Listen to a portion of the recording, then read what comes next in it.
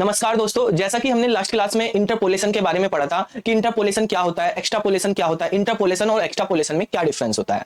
ये चीजें हम पढ़ चुके थे। अब उसके आगे हम यहाँ पे समझते हैं। जैसे कि आपको बताया था कि कुछ डेटा सेट हमारे पास दिया होता है, उस डेटा सेट में कोई वैल्यू आपसे होगी, आपके पास गिवन होगी, उसके अकॉर्डिंग एक फंक्शन होगा, उस फंक्शन की वैल्यू होगी, तो आपको कुछ मिसिंग वैल्यू की अकॉर्डिंग फंक्शन की वैल्यू निकालनी होगी। तो अगर उस रेंज के अंदर, इंटरवल के अंदर ही पूछी जाए तो इंट्रापोलेशन होता है, और अगर रेंज से बाहर पूछी जाए तो एक्स्ट्रापोलेशन होता है। जैसे अगर हम यहाँ पे देखें कि हमारे पास एक x दिया हुआ है और x के साथ एक fx फंक्शन दिया हुआ है, x की कुछ वैल्यू हमारे पास दी हुई है। जैसे मान लिया x की वैल्यू है 0, 5, 10, 15, इस तरीके से हमारे पास है। यहाँ पे fx की इसके करस्पॉन्डिंग वैल्यूज दी हुई है कुछ, तो वो भी हम यहाँ पे देख लेते हैं। fx की वैल्यू दी हुई है, जैसे हमारे पास यहाँ पे दी हुई है 10, यहाँ पे है 25, यहाँ पे है 45, यहाँ पे है 60, इस तरीके से है।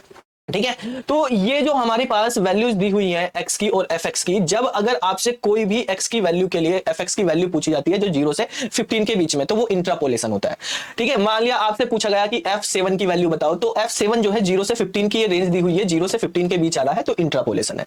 ठीक है, एक्स्ट्रापोलेशन मतलब आपको 15 से आगे या 0 से पीछे वाला, माइनस में पूछा जाए या 15 से ज्यादा पूछा जाए तो एक्स्ट्रापोलेशन होता है। अब बात यहां पर हमारे पास है कि इसमें कुछ इंटरवल दिए होते हैं। देखो ये हमारे पास जैसे 0, 5, 10 और 15, इनके अकॉर्डिंग 0 से 15 का ये इंटरवल है। इंटरवल जो है हमारे पास, ये आपको देखना किस तरह से, इसमें दो तरह के इंटरवल्स होते हैं। यहाँ पे एक होता है इक्वल इंटरवल्स और एक होते हैं अनइक्वल इंटरवल।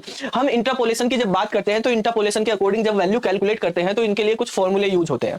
तो वो फॉर्मूले कैसे चलेंगे, तो उसके लिए हमें कॉन्सेप्ट समझना पड़ेगा कि इंटरवल के टाइप क्या होते हैं। ठीक है, तो एक हमारे पास होता है इक्वल इंटरवल और एक होता है अनइक्वल इंटरवल। इक्वल इंटरवल वो है जब हमारे पास ये जो x है, x की वैल्यू जो है इक्वल इंटरवल पे चल रही है। जैसे यहाँ 0 है, फिर 5 है, फिर 10 है, फिर 15 है, ऐसे ही आगे अगर मैं चलूं तो 20 होगी मान लिया, और यहाँ पे मान लिया कोई वैल्यू 83 हो गई। ठीक है, fx की वैल्यू से मतलब नहीं है आपको, आपको मतलब है x की वैल्यू। x की वैल्यू अगर इक्वल इंटरवल पे चल रही है तो वो कहलाता है इक्वल इंटरवल। और अगर आपको x की वैल्यू इस तरह से दे दी, जैसे 1, 5, 8, 9, 15, इस तरीके से आपको वैल्यू दे दी, और यहाँ पे fx की वैल्यू आपके पास है जैसे 7, 12, 30, 40, ठीक है, और यहाँ पे 48। ठीक है, इस तरीके से वैल्यू दी। तो यहाँ पर देखो इनमें कितने का डिफरेंस है, 4 का डिफरेंस है, फिर डिफरेंस हो गया 3 का, फिर हो गया 1 का, फिर हो गया 6 का डिफरेंस। तो अनइक्वल डिफरेंस आ रहे हैं। तो अगर अनइक्वल डिफरेंस है तो वो है हमारे पास अनइक्वल इंटरवल। और अगर यहाँ पे आप देखेंगे, यहाँ पे सबके बीच में 5-5 का ही डिफरेंस है, 5-5 का ही इंटरवल है, तो ये कहलाता है इक्वल इंटरवल। ठीक है, तो अब हम यहाँ पे आपको जब क्वेश्चन दिया जाएगा उसको सोल्व करना होगा, तो आपको सबसे पहले यही चेक करना कि इंटरपोलेशन पूछा गया है या एक्स्ट्रापोलेशन पूछा गया है। ठीक है, सबसे पहला काम ये है। अगर देखो जैसे आपसे यहाँ पे पूछ लिया कि भाई हमारे पास f8 की वैल्यू बताओ, तो आप बता देंगे कि इंट्रापोलेशन है। अगर पूछ लिया f30 की वैल्यू बताओ तो मतलब एक्स्ट्रापोलेशन है, तो ये पता चल गया। दूसरी चीज, ये इक्वल इंटरवल में है या अनइक्वल इंटरवल में, ये आपको पता करना, तो वो यहां से पता चल जाएगा कि ये डिफरेंस जो है किस तरीके से है हमारे पास। तो जैसे इससे रिलेटेड क्वेश्चन पूछा जा रहा है, आपको f8 की वैल्यू पूछी जा रही है, तो ये हो गया हमारे पास इक्वल इंटरवल। अब इक्वल इंटरवल में भी आपको यह देखना है जो वैल्यू आपसे पूछी जा रही है वो वैल्यू सेंट्रल पॉइंट के आसपास है या नीचे वाले या ऊपर वाले पॉइंट के आसपास है। तो देखो जैसे हमारे पास यहाँ पे सेंट्रल पॉइंट की अगर हम बात करें, 0, 5, 10, 15, 20 ये दे रखा है इंटरवल। ठीक है, तो 0 से 20 है, तो 10 जो है इसका क्या है, सेंट्रल पॉइंट है। तो अगर वैल्यू 10 के आसपास है तो मतलब सेंट्रल डिफरेंस के बारे में बात करी जा रही है वो। ठीक है, इक्वल में भी क्या होगा, सेंट्रल वाला होगा। और अगर ये वैल्यू मान लिया आपसे जैसे ये पूछ ली कि आप बताओ भाई f3 की वैल्यू बताओ, एक क्वेश्चन ये हो गया। एक आपसे पूछ लिया कि f18 की वैल्यू बताओ, तो देखो f3 जो है वो यहां पे आएगा कहीं 0 और 5 के बीच में, तो सेंट्रल में तो आ नहीं रहा, 10 के आसपास तो है नहीं, वो तो इस रेंज के आस वो है, तो ये हमारे पास जो है सेंट्रल में नहीं है। ठीक है, ऐसे ही 18 का पूछ लिया तो 15 और 20 के बीच में है, तो वो भी सेंट्रल में नहीं है। लेकिन अगर आपसे f8 पूछ लिया, f11 पूछ लिया, तो ये क्या है, ये हमारे पास सेंट्रल पॉइंट है। तो आपको उसी के अकॉर्डिंग फॉर्मूला लगाना है कि सेंट्रल इंटरपोलेशन है आपके पास या डिसेंट्रल है। तो इसके अकॉर्डिंग यहां पे हमारे पास देखो कुछ फॉर्मूले हम यहां पे डिस्कस करेंगे क्या होते हैं, या मेथड, इंटरपोलेशन निकालने के मेथड या फॉर्मूलेज। तो देखो अगर आपके पास इक्वल इंटरवल दिया हुआ है तो इक्वल इंटरवल में हमारे पास सबसे पहला फॉर्मूला होता है Newton forward interpolation formula, Newton forward interpolation formula. दूसरा इसी में आ गया Newton backward interpolation formula, forward और बैकवर्ड।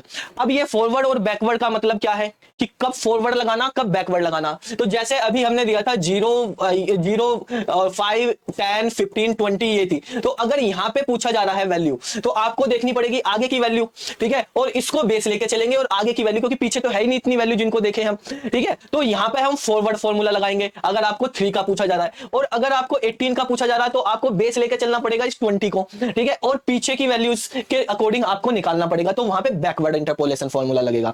तो न्यूटन के दो फॉर्मूले सबसे ज्यादा यूज किए जाते हैं यहां पर जब सेंट्रल में वैल्यू नहीं होती, तब हमारे पास न्यूटन फॉरवर्ड या न्यूटन बैकवर्ड इंटरपोलेशन फॉर्मूला का यूज करते हैं।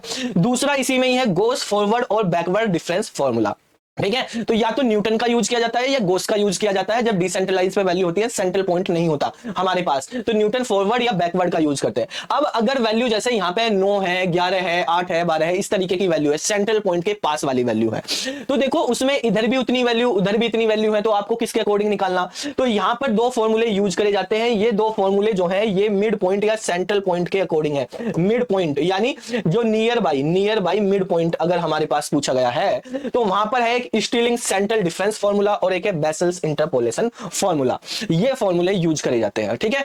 अब बात करते हैं कि अगर आपके पास दिया हुआ है इस तरह का, मतलब अगर आपके पास दिया हुआ है अनइक्वल इंटरवल्स, इंटरवल इक्वल नहीं है, अनइक्वल है, तो वहां पे दो फार्मूले हम बेसिकली यूज करेंगे। पहला है Newton divided difference method, Newton divided difference method, और दूसरा है लैग्रेंज इंटरपोलेशन फार्मूला, ठीक है। तो यहां पर वो नहीं है कि मिड पॉइंट देखना आपको या वो करना, यहां पे ये दो फार्मूले से हो जाएगा, न्यूटन डिवाइडेड डिफरेंस मेथड और लैग्रेंज इंटरपोलेशन फार्मूला, इनके थ्रू। तो बेसिकली आपको फॉर्मूला कौन सा लगाना, ये आपको जो डेटा सेट दिया हुआ है उसे देख के समझ जाना, और जो वैल्यू पूछी गई है उसके बेसिस पे आपको पता चल जाएगा कि आपको कौन सा फॉर्मूला लगाना है। बस फिर फॉर्मूला में वैल्यू रखो और आपको 1 मिनट में आंसर मिल जाएगा।